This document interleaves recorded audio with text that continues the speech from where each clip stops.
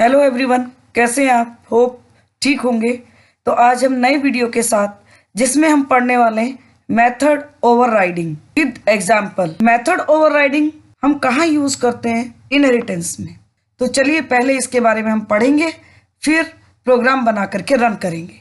Let's start method overriding इन जावा। तो चलिए पहले हम मेथड ओवरराइडिंग के बारे में पढ़ लेते हैं। इफ सब क्लास यानी कि child class has the same method as declared in the parent class, it is known as method overriding in Java।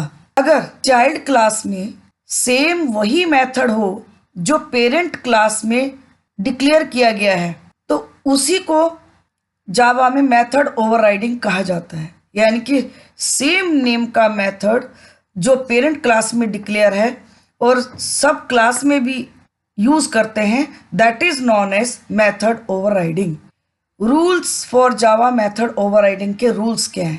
पहला, the method must have the same name as in the parent class. Method का जो parent class में name है वो same child class में भी name होना चाहिए। The method must have the same parameter as in the parent class.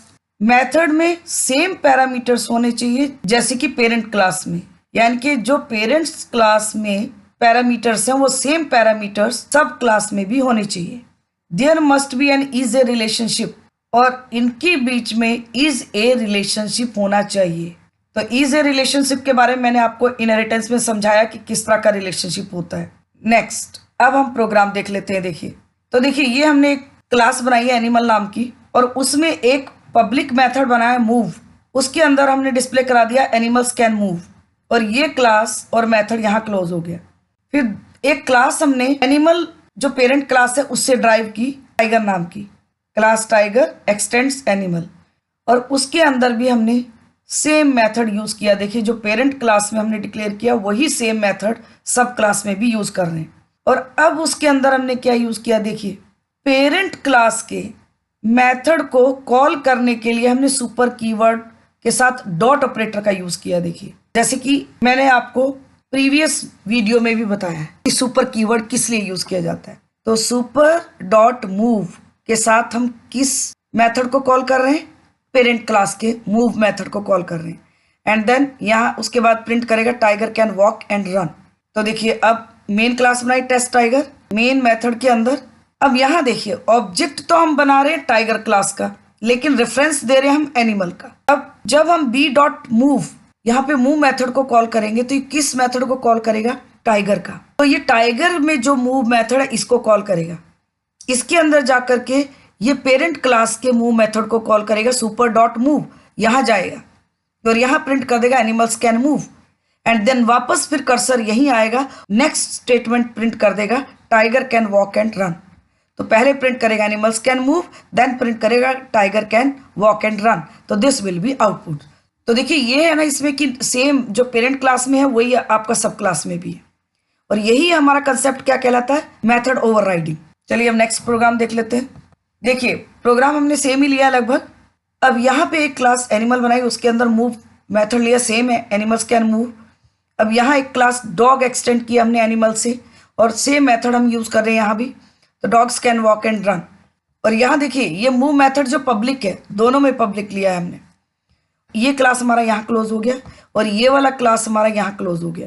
उसके बाद हमने मेन क्लास बनाई ओवरराइड वन नाम की। उसके अंदर मेन मेथड के अंदर एक ऑब्जेक्ट तो हमने बनाया एनिमल का, और रेफरेंस भी एनिमल ही है। इससे क्या करेगा? ये एनिमल में जो मूव मेथड है उसको कॉल करेगा।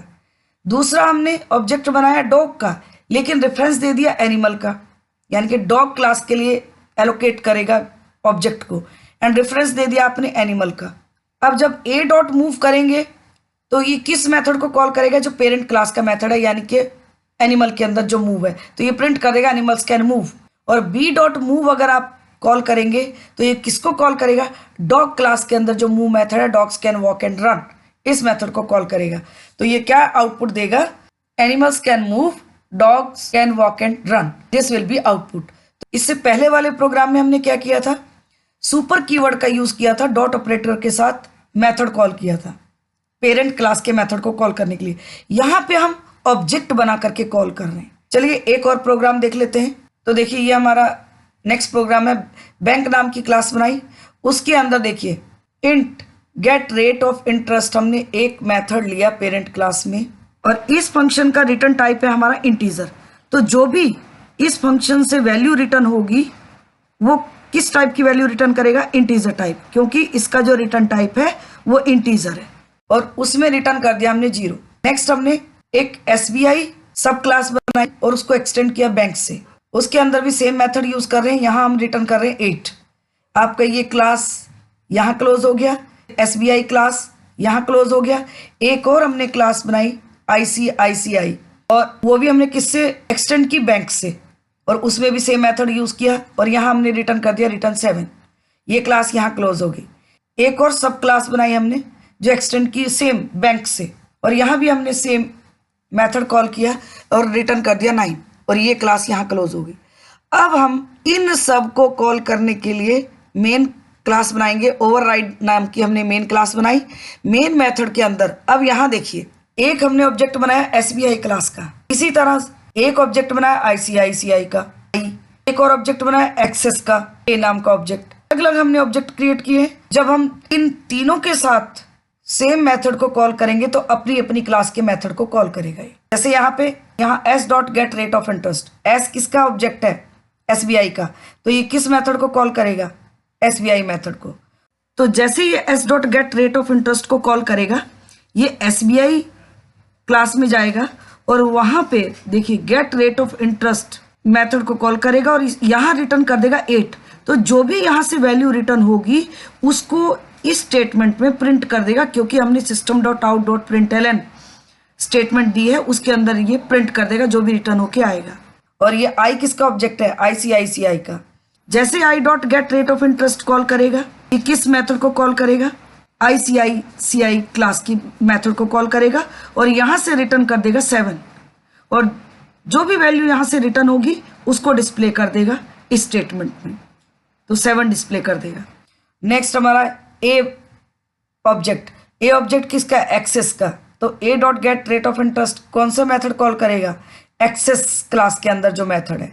जैसे ही A dot get rate of interest call होगा तो ये किसको कॉल करेगा, एक्सेस क्लास के फंक्शन को, और यहाँ रिटर्न कर देगा 9। तो जो भी वैल्यू यहाँ से रिटर्न करेगा उसको यहाँ डिस्प्ले कर देगा। तो क्या डिस्प्ले कर देगा, 9। तो इन तीनों का जो आउटपुट आएगा, पहले ये SBI का प्रिंट करेगा रिटर्न 8, फिर 7 एंड देन 9। तो ये प्रिंट करेगा 8 7 9। अगर हमें पेरेंट क्लास बैंक, जो आपकी ये बैंक क्लास है, इसका भी अगर ये get rate of interest call करना है तो हम यहाँ पे एक ऑब्जेक्ट और क्रिएट करेंगे बैंक का, और उससे जब हम कॉल करेंगे तो वो इस मेथड को कॉल करेगा, जैसे कि मैंने इससे पहले वाले एग्जाम्पल में आपको समझाया। तो इसका जो आउटपुट आएगा 8 7 9 डिस्प्ले करेगा। This will be output. चलिए अब हम इनको रन करके भी देख लेते हैं।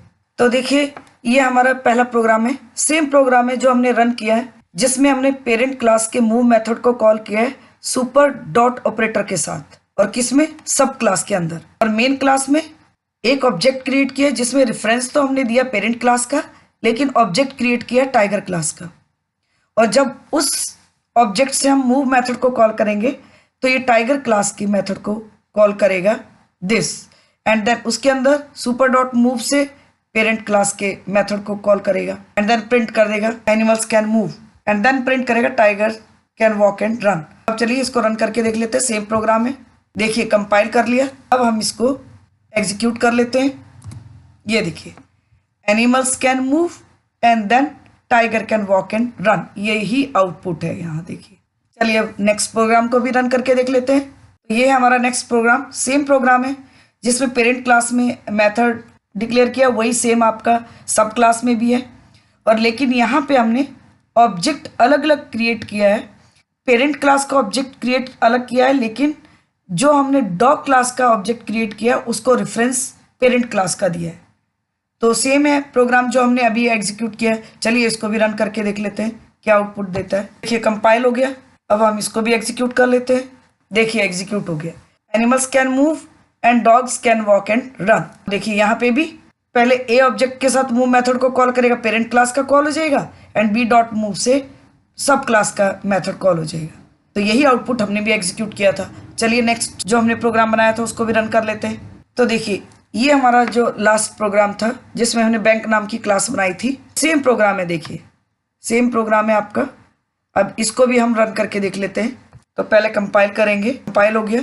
अब हम इसको एग्जीक्यूट कर लेते हैं। देखिए यहाँ पे भी पहले SBI वाले को कॉल करेगा, देन ICI वाले को कॉल करेगा, देन एक्सेस को कॉल करेगा। तो देखिए आउटपुट जो है आपका 879 आ रहा है। क्यों? क्योंकि देखिए जब ये s.get_rate_of_interest मेथड कॉल हो रहा है तो किस मेथड को कॉल करेगा? ये SBI में जो get rate of interest method है, और वहां क्या रिटर्न करेगा? 8।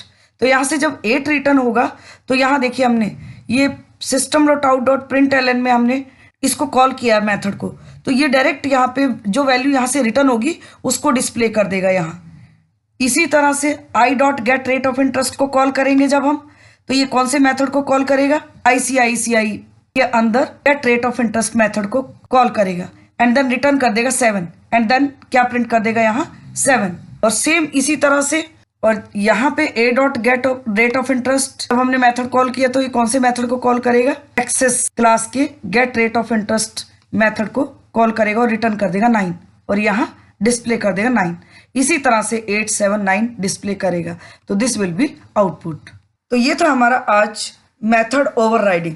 तो आज की वीडियो में बस इतना ही। अगर आपको आज का वीडियो मेरा पसंद आता है तो मेरे चैनल को सब्सक्राइब करें, लाइक करें, शेयर करें and also click the bell icon ताकि आपको वीडियो अपलोड होते ही नोटिफिकेशन मिल जाए। अपने फ्रेंड्स में भी शेयर करिएगा प्लीज़।